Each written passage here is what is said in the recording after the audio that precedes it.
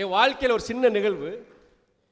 என்னுடைய மகன் வருண் வைகோ, அவன் 6 வயசு இருக்கும்போது டென்னிஸ் அப்போ பக்கத்தில் போய் ஏதோ விளையாண்டுட்டு இருந்தான். என்னுடைய மனைவி பார்த்துட்டு, எப்பா எல்லாரும் சொல்கிறாங்க அவன் நல்லா விளையாடுற, இயற்கையாகவே நல்லா விளையாடுறவனுக்கு அந்த ஆற்றல் இருக்குது, அதனால் அவனை உற்சாகப்படுத்துன்னு சொல்கிறாங்க, நீங்கள் ஏதோ ஒரு நாள் போய் பாருங்கன்னு சொல்லி அவங்க சொல்லிட்டாங்க. நான் ஒரு நாள் 2 நாள் போகிறேன். அப்புறம் அவனுடைய கலந்துக்கிற போட்டிகள் போகும்போது அவன் ஜெயிக்கிறான். ஆனால் ஒரு 2வது ரவுண்டுக்கு மேலே தாண்ட மாட்டான். ஆனால் நல்லா அவனுக்கு ஆற்றல் இருக்குது, அது நல்லா தெரியுது.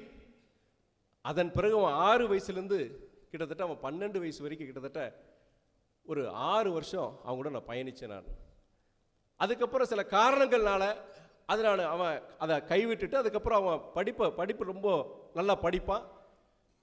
ஆனால் அவன் அந்த 12 வயசு அவன் அந்த டென்னிஸ் அந்த போட்டிகள் இல்லை கலந்துக்கிற வரைக்கும் கடைசி அவன் முடிக்கும்போது தமிழ்நாடுடைய நம்பர் 1 டென்னிஸ் பிளேயராக அவன் முடித்தான். அவன் அந்த 6 வருஷம் பொறுத்த வரைக்கும் நாளையில் 4:30 மணிக்கு 5 மணிக்கு நான் எந்திரிச்சிருவேன், நானும் அவனை எந்திரிச்சிருவோம்.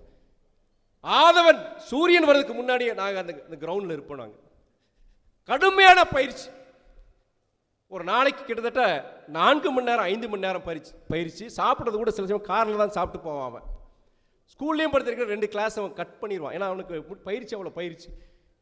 கீழே திருவனந்தபுரத்துலேருந்து மேலே வடக்கில் இருக்கிற அந்த டேராடூன் வரைக்கும் அனைத்து போட்டிகளையும் நாங்கள் கலந்துக்குவோம். நாங்கள் இறுதியில் முடிக்கும்போது தமிழ்நாடோட நம்பர் 1 முடிச்சேன். என்னுடைய 6 வருஷம் என் பையனுக்காண்டி நான் செலவழித்தேன். நான் வருண் வைகோ, அது ஒரு தனிப்பட்ட ஒரு குடும்ப விஷயம். என்னுடைய இது அப்பா மகனுக்குள்ள அந்த ஒரு பாசம் இது. ஆனால் அடுத்து எனக்கு வயசு 52 ஆயிடுச்சு இன்னைக்கு. இனி எஞ்சிய காலங்கள் அப்போ வருண் வைகோவுக்காண்டி, இனி அடுத்து வைகோவுடைய தம்பிமார்களுக்கும் அவருடைய பிள்ளைகளுக்கும் என்னுடைய சகோதரர்களுக்கு தான் என்னுடைய வாழ்க்கையை நான் இது பண்ண போறேன். நான் இந்த மதிமுகங்கிற இயக்கத்தை தமிழ்நாட்டுடைய நம்பர் 1 இயக்கமா கண்டிப்பா அதை கொண்டு வரதுக்கு உண்டான முயற்சியை உங்களோட சேர்ந்து நான் கண்டிப்பா பணியாற்ற போறேன். நான் நம்பர் 1 உடனே நீங்க தான் ஆளுங்கட்சிக்கு வருவேன், அது கிடையாது.